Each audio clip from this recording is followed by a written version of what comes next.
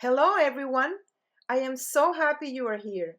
I want to welcome you to the Distributor Business Marketing Plan for 2026 workshop.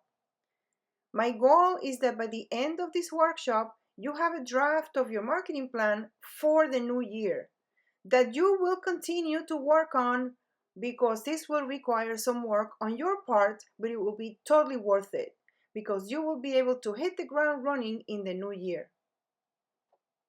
So make sure you have your workbook handy. It was included in this workshop. I hope you were able to download it. And it will help you keep your notes and stay organized as you develop your own plan. All right. So first of all, for those of you who don't know who I am, I used to be a distributor, but before that, I worked in marketing for many years, direct mail. And this is me, just like you. This is really my real life. But now that I'm an empty nester, I'm enjoying my life in a different angle, the best of two worlds. So I've been working with distributors across the US since 2015. I decided to focus on distributors because as much as I really love the industry, I enjoy working with business owners the most. I enjoy seeing the transformation and helping them grow their business. So I really enjoy that. And that's how I decided to just work on distributors. And I basically started applying what I learned to grow my own business onto other businesses. So I was a distributor business owner. I've been a mentor at Promo Kitchen. I've been on the board of my local regional. I've been a volunteer at PPAI in various committees. I've been a speaker and a trainer at PPAI and other industry events. And I have published a few articles in some publications, industry publications. So I did have my business. I've been in the industry since 2007, I guess. Before that, I used to buy products for people I worked for and for clients. But formally inside the industry to 2007, and then from 2015 on, I've been in the as a service provider. So today we provide marketing services for distributors, and the way we do it is as their marketing team. Sometimes they may have somebody in-house that handles some of the marketing, but we work in the strategy and together so that everything makes sense and everything is kind of cohesive, and always looking to drive leads and maximize conversions and increase ROI at the end of the day. Because I really believe that small distributors, doesn't matter how small you are, can compete with big players with online marketing. And my goal today is to open your mind to new ideas and new ways to increase your business and to really have success in your business. So briefly, our agenda today, we're going to start by setting realistic goals and targets for 2026. And we're going to do a reality check about the state of B2B marketing. Things have changed and we want to kind of see what we're dealing with. We're also going to do an overview of all the online and offline marketing channels that you can tap into to maximize your leads and sales and how to use them in your business. And then map out the 7 steps to your marketing plan. So I really want your attention. It is important that we set time aside to work on our plan. So first of all, you want to set realistic goals for 2026 in terms of your annual sales. There is a Harvard study that I really like to refer to. They interviewed grads from Harvard University, and 84% didn't have specific goals. 13% had goals, but not written down. And then 3% had clear written goals and plans to accomplish them. So the results of this study, 13% of the class who had goals were earning on average twice as much as the 84% who had no goals at all. And the 3% who had clear written goals were earning on average 10 times as much as the other 97% put together. So I just want to reiterate how important it is to write down your goals and have a little plan. And you're going to see a big difference if you do that. So I do like to use a goal setting framework that I think it's called the 12-week year. I don't remember the author, but it's very basically what they do is that you just have your 3 year goals, your 1 year goals. I have like a little board that I use to put these in front of me. So these goals are in front of me all the time. I do have a video about this goal setting framework if you're interested. So the whole point is that you were on point A and we want to make it to point B. So where is your starting point? You want to kind of look at that and you want to set your goals for 2026. You want to determine what is going to be your revenue target, how much is that monthly, what type of clients will be the most profitable, and what do you need your average client value to be to achieve that, and how many new clients will that require. And also, what changes do you need to make in your business to achieve that? And that is so important. And that's what we're going to talk about today. So let's take a look at where sales usually come from.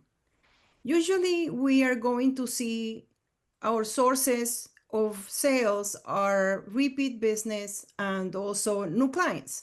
For most distributors, the biggest source of sales are repeat clients. Very, very little comes from new clients. This is really the beauty of this business, that you earn a client today, you do a good job, and they're going to come year after year because they have a budget. So if you deliver, that you can keep those clients for a long time. But you have to add clients to your roster because there's going to be certain attrition, and there needs to be an effort in gaining new clients. And to gain new clients, you could either do something to get inbound leads, which is what we do for distributors, or you can start doing some outbound reach, which is not easy. So as I said, what we're going to talk about today is how to increase your inbound leads. Your plan is to include all of the other aspects, but what we're going to be talking about today is going to help you also generate inbound leads. So there's pros and cons on getting new clients via outbound reach or inbound. So the pros of outbound is that it produces fast results. So if you are somehow starting over or you're just new to the business and you just need to get some clients, then you're going to, if you start doing some outbound outreach, whether LinkedIn or direct mail or something like that, you are going to get results. You sit there and start calling people and start DMing people, start texting people. Somebody's going to need your services. But it is very time consuming and it is a big effort, but it does work. Now, as far as inbound leads, the pros are that it builds your brand authority, and it just the leads come to you. People come to you ready to buy. They have an event, they need whatever, and they found you and they want to work with you. So those people are ready to buy. It is really wonderful. Now the cons is that it takes time to show results. It doesn't work overnight. So if you don't have never ever done anything for this, it's going to take longer than if you have done a little bit. So I want to kind of do a little bit of a reality check at this point, because especially in the Facebook group, in the different conversations that distributors have, they tend to rely on the old ways of gaining clients, and they kind of they don't really want to see how things have changed. And that's why then on the other conversations they're talking that their clients are really decreasing and they don't know what they should do. The way people are making decisions is very different. We're living in a situation of economic uncertainty. We have inflation to deal with. So it is very important to target the right audience. Very, very important. Also, attention spans have declined significantly. Short format posts like TikTok, Instagram, YouTube, all of those have contributed to a sense of immediacy and quick. Everything's quick. And also, the content, there is a content binging tendency that causes a lot of distractions. The whole thing is very distracting. So you need to double down on networks where real relationships are made, not to fall into this. So also, sales cycles are also getting longer. When you get a new client, they're going to take longer to make a decision because they're evaluating different providers.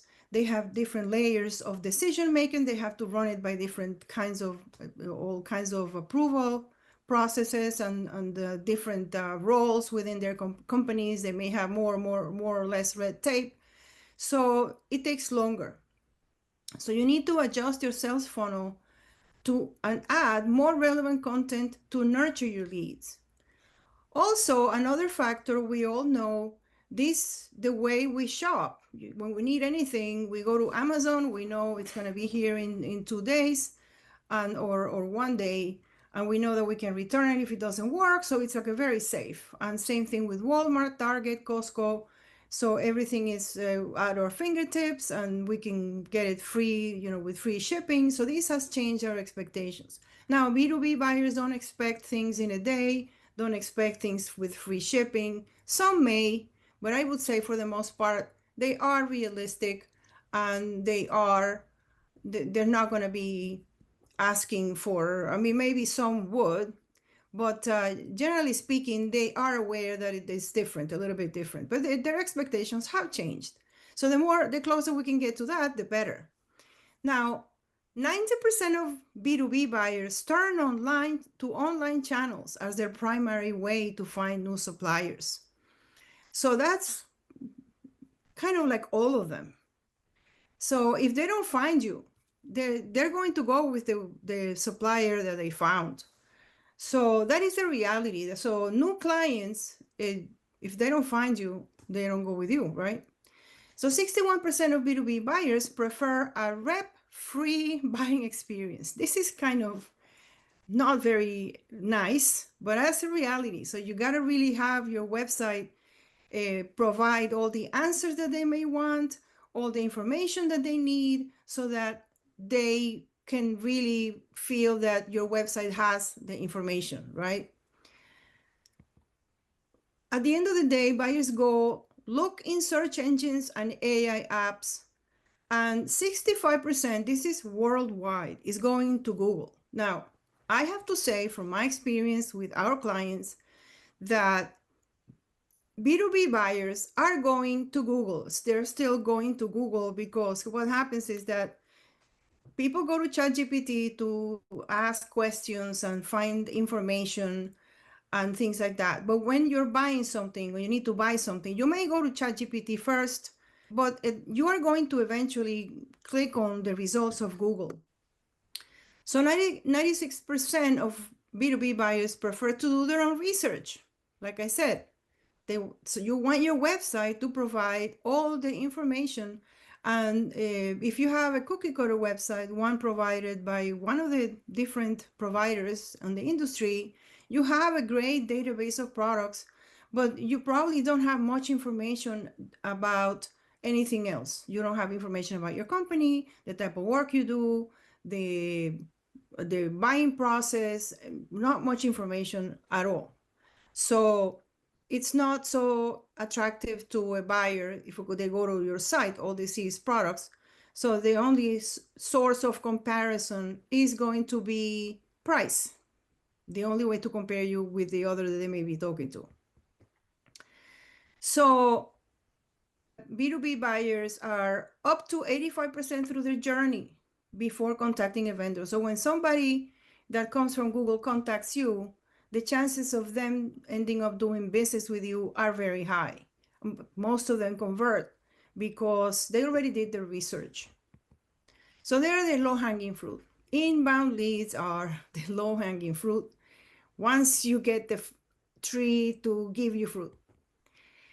So I think that today's customers expect a consistent, seamless, and personalized experience, no matter how they choose to do business with your brand, whether it's in-store, online, over the phone, via SMS, live chat, email, whatever it is, they want a consistent experience throughout all the channels. So A lot of distributors have their head buried in the sand, and I can't believe that it is 2025, end of 2025, and a lot of distributors are still in that situation. But I would imagine you're not one of them if you're here.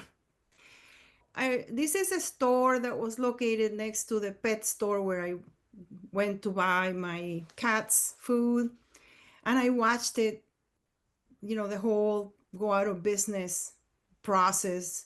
It was very sad, and I took pictures of it because a lot of distributors fall into that category of not wanting to make the changes that are necessary to really address their buyers in the new way, because people are continuing to buy toys.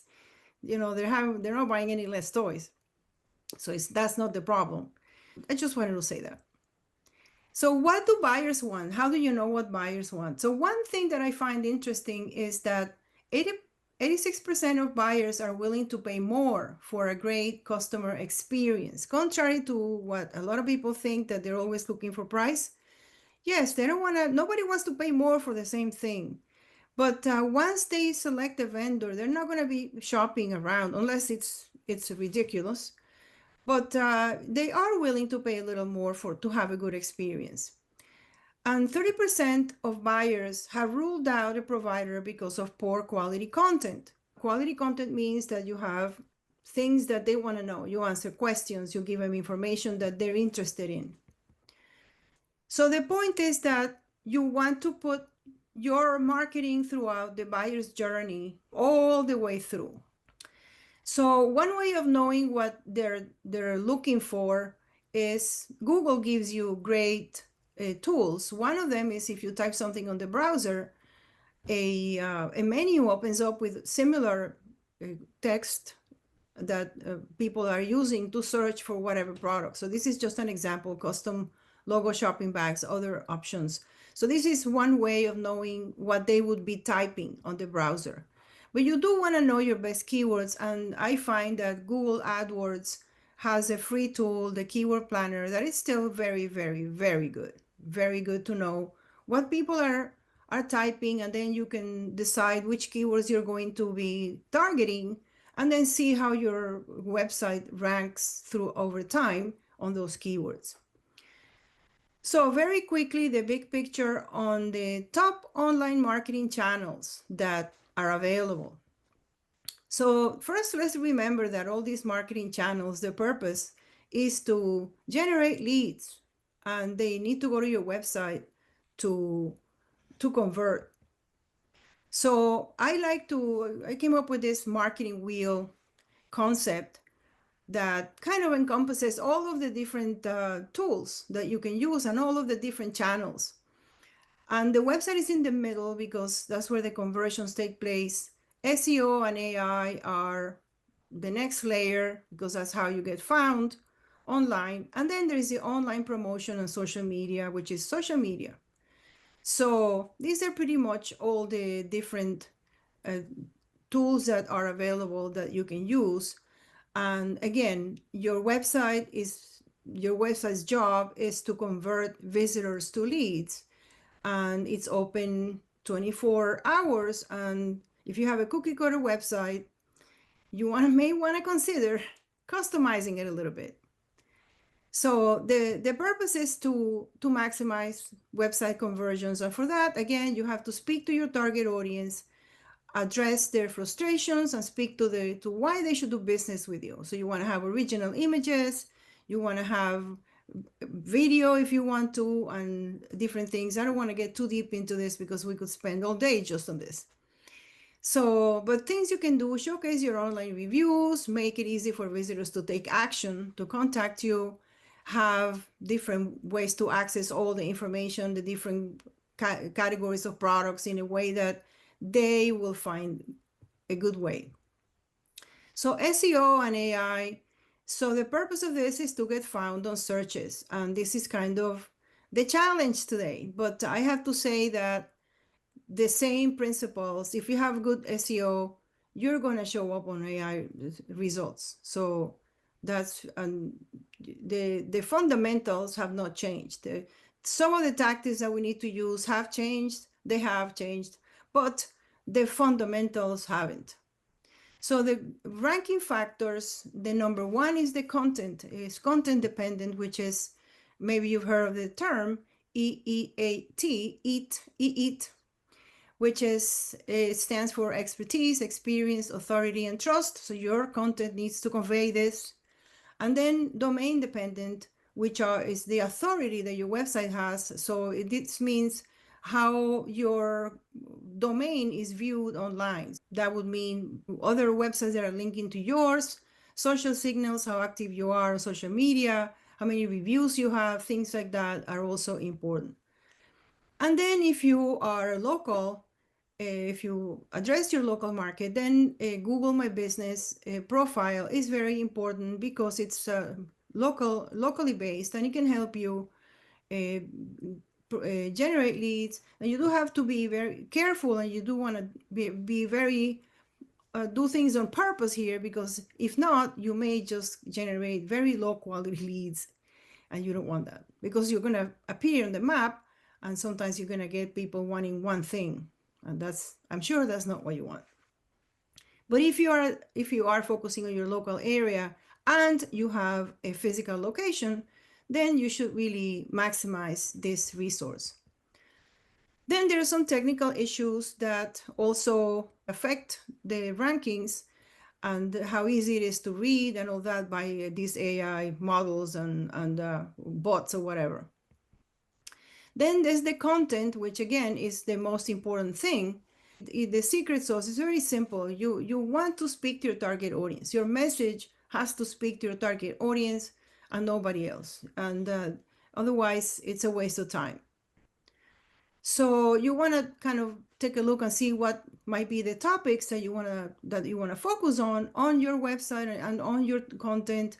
And as an example, let's say that you want to focus on sustainability. So you will talk about giveaway ideas, sustainable materials, comparison, imprint methods, tips on how to choose a product, compliance incentive ideas, and there is a long list of types of things that you could do. Then you could also talk about companies and how they're doing a good job at being sustainable. Retail companies, it doesn't have to be your client, it doesn't have to be a distributor, preferably not a distributor or a supplier, but you can kind of highlight other companies in this content. So then you need to publish and promote your content, and you would do this via blog posts, newsletters, video, infographics, ebooks, checklists, and so on.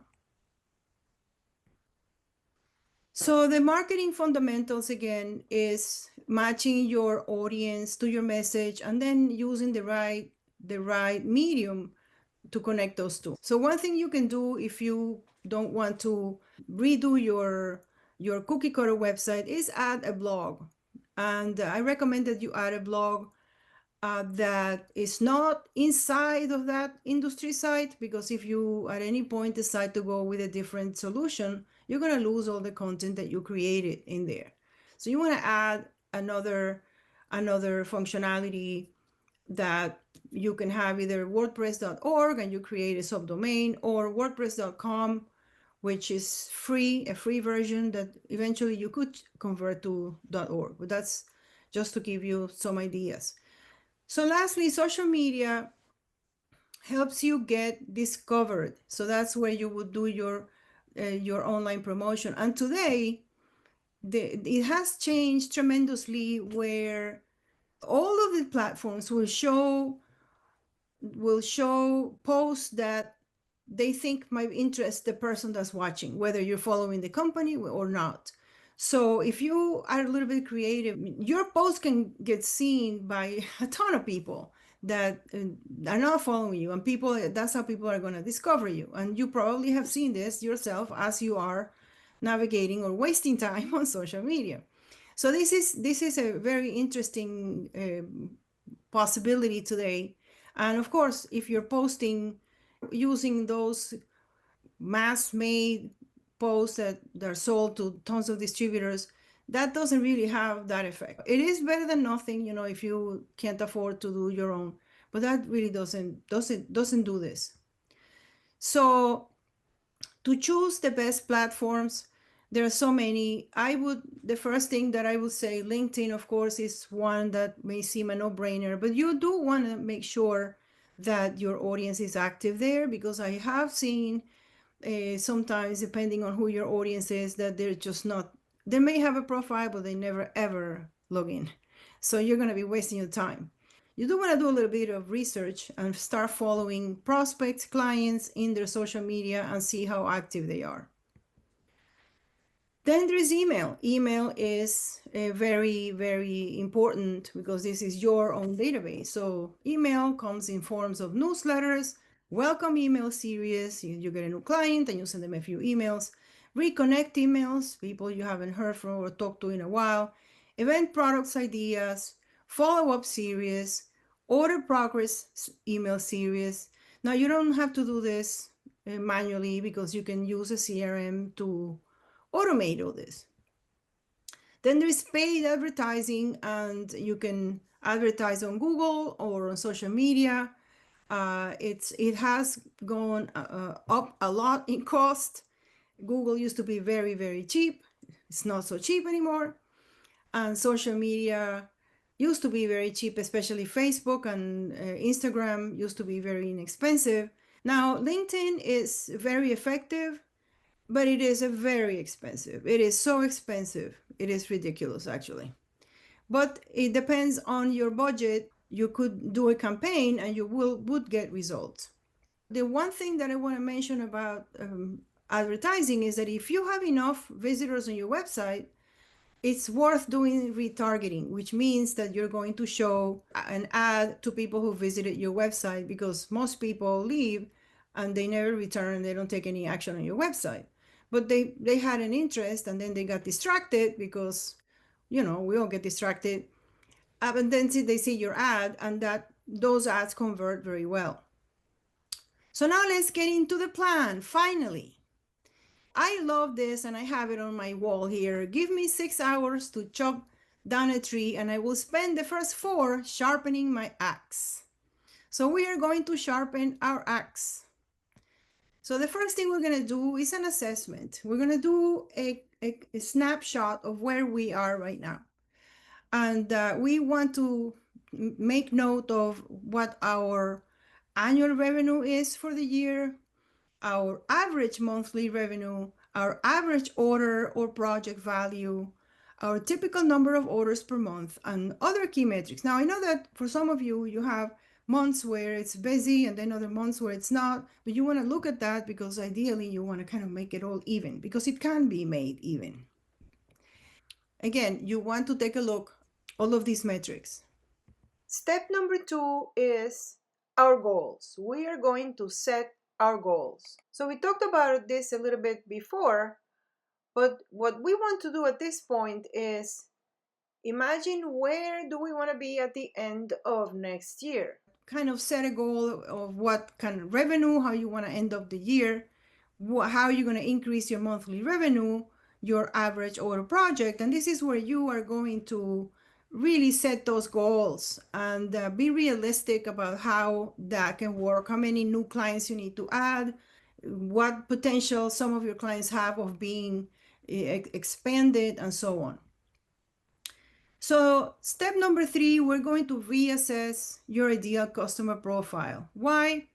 Because even though if you are pretty clear about who they are, people are leaving their positions, new people are coming in the industries are changing within them, your clients' businesses are changing. So you want to kind of see how your audience has evolved, how it has changed, who are the new people coming in into the buyer's role, and so on.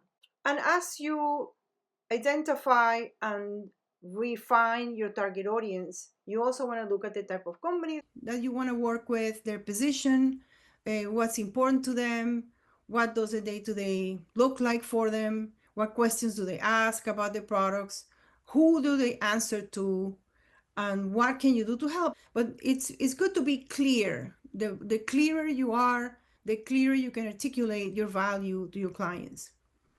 So again, it's all about a match of the audience, the message, and the media. This is a concept from the days of direct response marketing, which is the fundamentals of marketing. So you want to understand, again, as we saw before, your buyers want to do their own research. So you want to have a website that is user friendly, that things can be found easily. So you also want to have convenience in the buying process. There's different things you can do, reminders. This is the purchase order from a year ago. Are you going to reorder this? This is the art that we have. You can have these things pre-made and send them.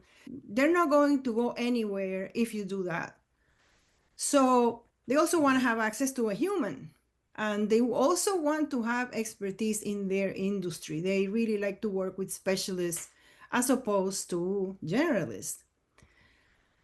So again, you want to match your message to your audience, your message from the way you answer the phone, the way your emails read, all the content on your website, your newsletters, your social media. Everything needs to be something that is for your audience. Now let's go talk about your budget. How do we come up with a budget?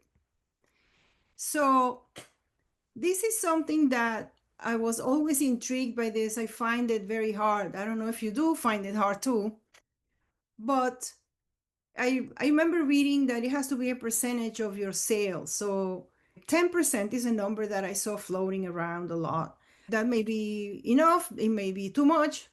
So a better way to come up with a budget, I think, is the first thing you want to do is you want to know your numbers and then find the relationship between the cost and the value. How much is going to cost you and what are you going to get? So you need some key metrics to start with.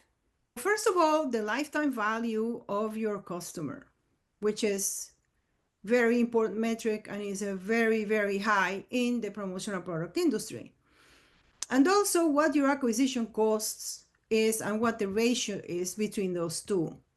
So the lifetime value is the total revenue a customer produces over their entire relationship. So for example, if a client spends $30,000 a year for 6 years, their lifetime value is $180,000.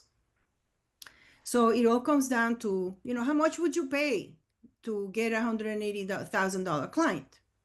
That puts things in perspective, I think. Then there's other factors. For example, customer acquisition cost, the money it costs you to acquire a client, the payback period, the time it takes to recover the investment that you made in acquiring a customer. And that could be, depending on the method you're using, it's going to take a little while to build up, and which always does. When you start marketing, you don't see an immediate effect unless you're doing advertising, which you will see some, but it's going to grow over time. So it's always there's going to be a period of time where you may not see the return the way you want. So you need to set a payback period for that reason. Then the gross margin, you all know that you work, you breed gross margins in this business. And then the churn, the rate that your customers leave. It shouldn't be too high in this industry, but you do want to take it into consideration so that you can include it in your plan. So now it's time for the fun part, the marketing activities. So the marketing activities, first of all, you want to keep the objectives of those marketing activities in mind. So some of these activities are going to build your brand positioning, some are going to maximize your clients, some are going to reach new prospects. You want to find the balance depending on where you are. So you want to also determine the channels. When you're going to determine your marketing activities, you want to consider the channels to address this that we see here. So first, the objectives. So you want to make a list, and you will find this in your workbook. You want to make a list of what things can you do to increase your brand positioning. What can you do to maximize your current clients and to reach new clients? I think maximizing your clients should be a priority because this is an easy way to increase your sales. So there should be a special attention to this if you don't have it already. So then, as far as your marketing activities, you want to break it down into things you're going to do daily, things you're going to do weekly, monthly, quarterly, and yearly. So some examples that I put here. Daily would be social media posting, commenting, following up with deals that are open, and some prospect research, for example. Weekly would be a newsletter, ideas, research, materials preparation, things like that. Monthly, new blog post, month themes, quarterly, self promo, seasonal promotional ideas, a webinar presentation. You could do a webinar for your Chamber of Commerce or for an industry association that you belong to. I'm talking about your client's industry association. That they're always looking for speakers. So you could talk about how to set up how to do a trade show, and you could talk about uh, incentive programs for the HR department, things like that. You could come up with some topics and some presentations, and that is a phenomenal way to position yourself as an expert. So these are things that I think you should consider. So these are some of the examples. So the next thing you want to do at this point is do an assessment of all the assets that you have, all the stuff you have. So you want to look at your website, any advertising you've done, emails and follow-up systems, marketing collateral, self-promos, and so on. So you want to kind of take a look, put it all on the table. We usually kind of put it all in the board and have everything. And then some things are like never again. Other things are, well, this worked well, we could tweak it, and that gives you a good idea of where you are, what you have, and where to go from there. Then comes the execution plan. So this is an example. You decided that you are going to do some website updates. You're going to focus on some content topic. You're going to do some advertising. You're going to start email follow-ups, some sequences, marketing collateral, so on. I like to think in terms of the next 3 months, the next 90 days, because it is really not practical to plan out the entire year. I mean, you can have your goal, 90 the yearly goal, and you can have things that you know you're going to do throughout the year. But you want to, for the execution plan, you want to kind of think about in the next 90 days what are you going to achieve, what are you going to complete, and that way it's more realistic. You also want to look at the tools that you're going to need. Typically, you need a CRM, a blog platform, graphic design apps, email marketing, social media, scheduling apps, a chat, project management. Now, the CRM, the email, social media, chat, and project management can all be one tool, like a Zoho One. Your project management can be an industry tool, and then you will have a CRM and a project management. And then you're, of course, going to need some graphic design apps like Canva or Adobe Express. So this is just to give you an example. But you do want to use some tools to benefit from the tools and do some automations and things. You also want to think about who's going to do this. Are you going to do that? If you have to do it, then you're going to have to set some time aside and really be disciplined and strict about it so that you do it. Or hire somebody to do it. You can hire for certain of these items, get some help. The next thing you're going to do is schedule it. And you're going to put it in the calendar. And I gave you, included in this workshop, is a calendar that we use for our clients. It's extremely useful because you have everything in one place. I'm not saying that you're going to put everything, specifically and very, very detailed. You could go as detailed as you want in there. So you're going to find the link within your workbook. I think at the beginning there is a resource section. So examples of things that you want to put on your calendar like right away is your anniversary date, national holidays, local fairs that happen in your town, and local events like we have the boat show here in South Florida. So you can do your vacations, market there, seasons, different seasons. So this is just an example. You can, the more you put in there, the more you come up with ideas on what to post instead of like showing up in front of your app and wondering what should you be posting. Then the next thing is track, measure, and adjust. And this is very important because if you don't track it and you don't measure it, it doesn't grow. Now, not everything that's important can be measured. Like we see with our clients when we launch a new website, their own clients really start using it more and ordering more because it's more user friendly. But you didn't generate any leads, but you did generate more sales because your clients are using it more. I hope that makes sense. Now, one of the tools that is really very, very useful to measure your progress is Google Analytics, and you should all have it installed on your website.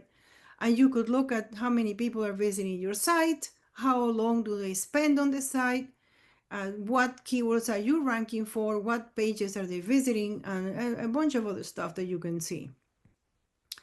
So this is an example of what the dashboard looked like, I guess, when I did this screenshot about a month ago, because it changes all the time.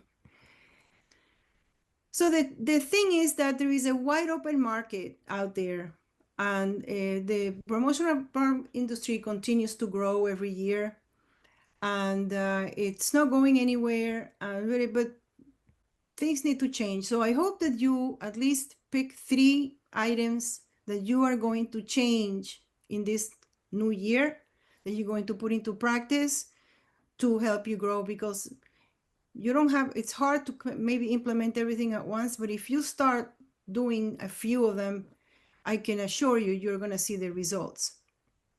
So you'll find some resources with this in the workbook, the calendar template, and also the Zoho One implementation guide. I didn't mention Zoho, but we have become Zoho partners because I use Zoho, been using it since I think it was 2010.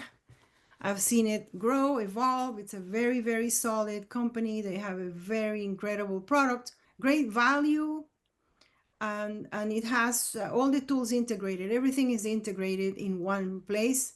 So I really recommend it. And if anybody is interested, there is a link to sign up for the free trial. It's my affiliate link. And then I get credits for that and points. If you sign up with my link, I will send you the implementation guide to help you get started with it. That's all I have for you. I'd like to thank you very much for your time in staying here. If you have any questions or would like help with your marketing, contact me. You can find me on socials and through our website. So until next time, take action.